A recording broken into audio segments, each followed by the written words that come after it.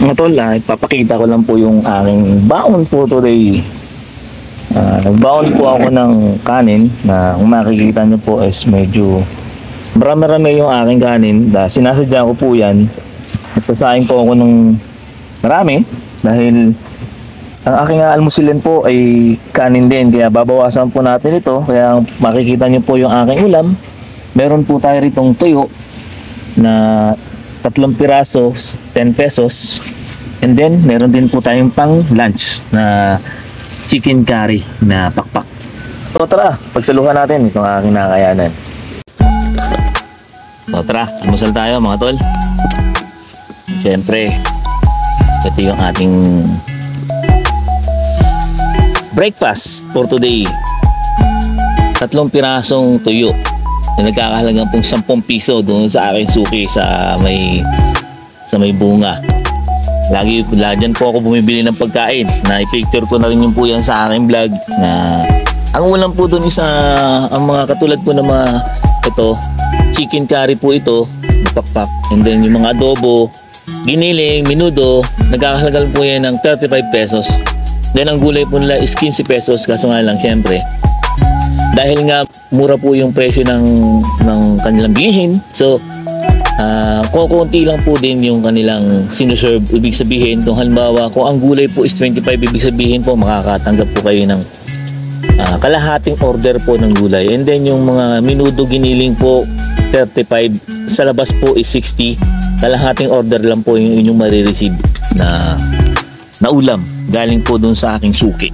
Kumbaga, hindi ka rin po pwedeng magreklamo dahil doon sa presyo. Ibig sabihin po pangmasa po yung kanilang tinda doon sa kanilang pwesto. Yung katulad na marami po, pila po kami doon pagdating umaga. Makikita po natin doon yung mga siklista, riders. Doon po, nakapila po kami doon ting umaga para dumampot ng mga murang pagkain na ibabaon namin at kakainin namin sa aming trabaho. So tara, kain na po tayo. Samahan niyo muna ako mag-almusal mga tol. Ito po yung aming mga routine na mga katulad ng mga family driver. Pinagkakasya yung aming allowance. Meron po kasi kaming allowance dito sa kaming mga family driver na 100 a day na allowance. Pero ang sagot lang po nila is yung tanghalian. Kaya ikaw na bahala dun sa iyong almusal. Kaya ang ginagawa namin, nagsasaing. Kundi man, bibili na lang ng baon na kung saan madadaanan yung mga pang-ulam namin sa tanghalian.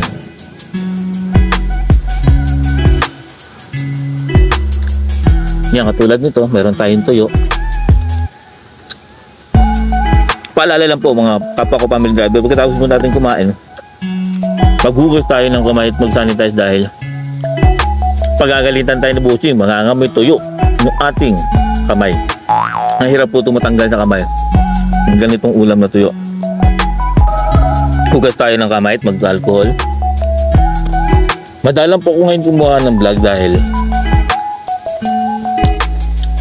napapansin ko po sa aking analytics ng aking channel, medyo hindi mo maganda yung kinalalabasan, kaya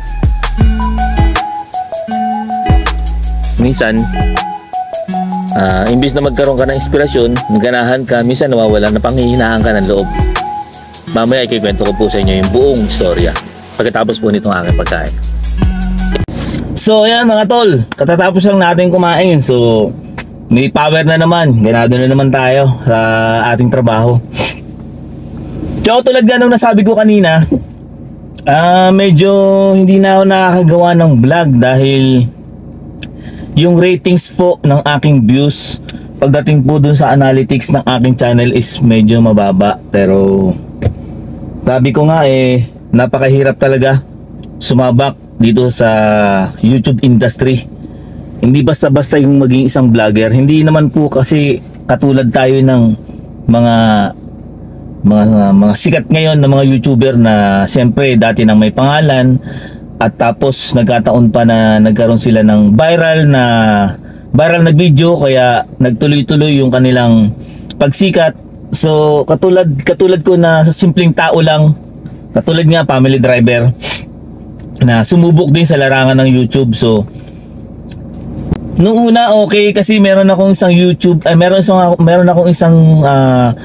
na sa akong video na medyo gumanda-ganda yung kanyang takbo ng kanyang views.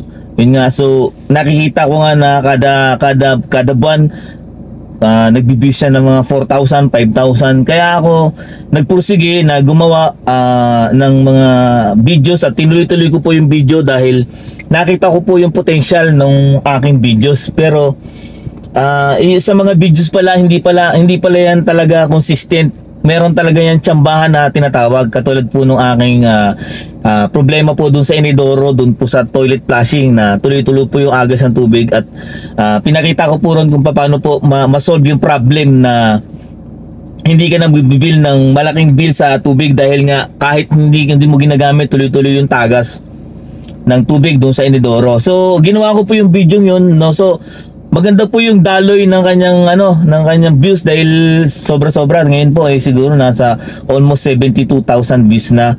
Kaya po ako nagpursige, pero sa kasamang palad po hindi naman po nagpatok yung aking mga ibang videos. Pero nagpursige ako. Dapat po pala noon pa nag-vlog na ako dahil dati nung nasa tracking po ako, Luzon, Visayas, Apari hanggang Mindanao po nararating ko. Dapat pala, kung alam ko lang nasasikat yung YouTube, dapat pala noon pa lang nag-vlog na ako. Siyempre, kahirap ng buhay, hindi tayo makabili ng talagang quality ng mga cellphone. Ang mga cellphone lang po natin katulad ng mga Cherry Mobile, My Phone na madaling malobat. So, hindi po natin naisip yun. Pero kung alam po natin na puputok pala to at darating yung pandemic, di dapat siyempre tinira na natin yung YouTube na yan. Pero wala kumbaga sa huli yung pagsisisi, kumbaga mangarap ka na lang kumbaga. Pero ganun pa man mga tol, siyempre nandito na tayo at monetize na rin po tayo. At salamat po sa inyong lahat, sa mga tiwala at sa mga nag-subscribe at nanood ng aking mga views. Maraming salamat po sa inyo. Utang ko po sa inyo ito dahil po na-monetize po na po yung ating channel. Puro mga 5 months ago na. Pero siyempre, hindi naman tayo celebrity, hindi tayo sikat, wala tayong viral, kaya nahihirapan po tayong ma-meet yung revenue na kailangan ni Neta, na kailangan maka $100 ka. Kaya baka naman, kung bago pa lang po kayo sa aking channel, pakisuportahan naman po ng aking YouTube channel na Ang Buhay Driver Joe TV. Pakibisita po ng aking channel, manood po kayo ng aking mga video, kahit mga ilang minuto lang po, counted lang po yan ni YouTube. Malaking tulong po yan sa akin, sa aking pamilya at sa paggagawa po ng aking YouTube channel. Ang tema po pala ng aking YouTube channel is about family driver's life and then YouTube tutorial. Yun po yung aking mga tema.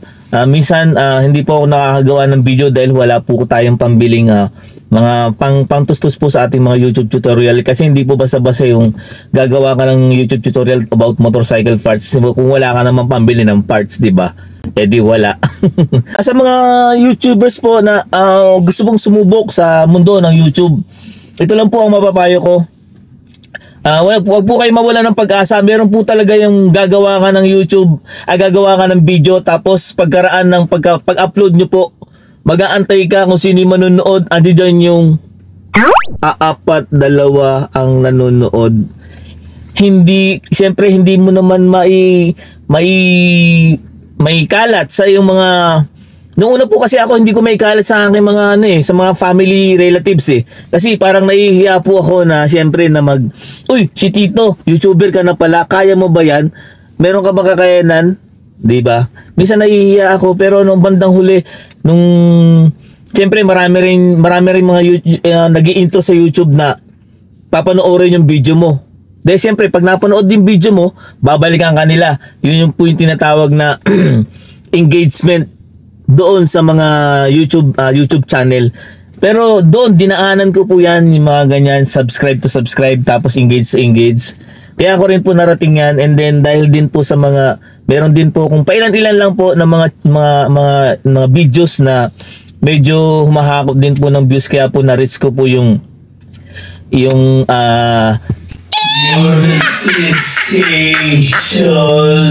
na 4,000 watch hours and 1,000 subscriber. Pinaghirapan ko rin po yan, pero dadaan po kayo sa butas ng karayom. Pero wag po kayong panghinaan ng loob. Kung kaya nila, kaya rin po natin yan.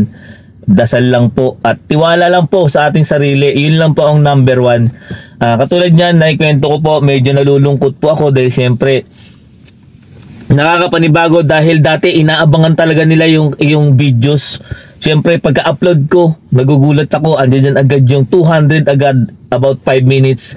Pero ngayon, nai-upload ko na siya ng 1 week. Ang views ko pa lang po is 10, 15, 25 views. Medyo nakaka-down po o pa nga, nakaka-stress pa nga po pag halimbawa pagkaganan yung inyong views siyempre naninibago ka dahil dati sunod-sunod, mayat-maya cellphone, mayat-maya cellphone, mayat-maya monitor mo.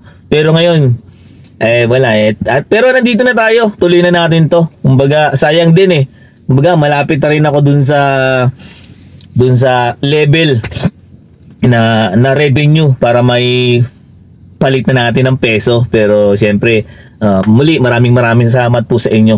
So yan lang po, binigyan ko lang po kayo ng idea kung paano po sumabak dito sa YouTube. Huwag po kayo mawalan ng pag-asa. Subukan niyo po yung sarili.